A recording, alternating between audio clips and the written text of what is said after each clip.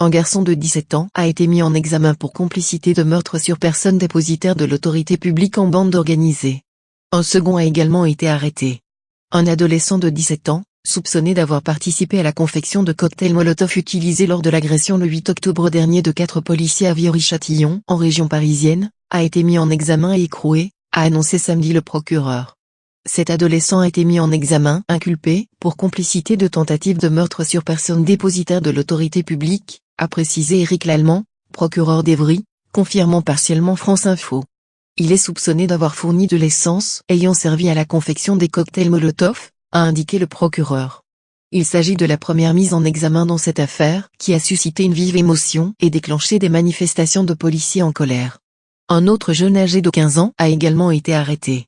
Il est soupçonné comme le premier d'avoir notamment participé à la fabrication des engins incendiaires. Il a été placé pour sa part sous le statut de témoin assisté, intermédiaire entre la mise en examen et celui de simple témoin, a ajouté le magistrat. Les deux adolescents avaient été interpellés jeudi.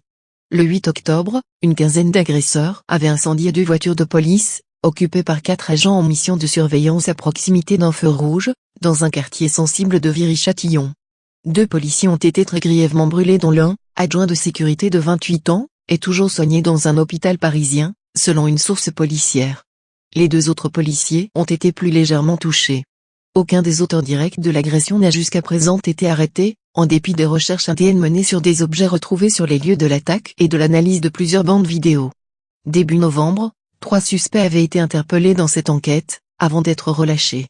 Ils étaient soupçonnés d'avoir filmé l'incendie de la voiture des fonctionnaires et d'avoir diffusé ensuite la vidéo sur les réseaux sociaux.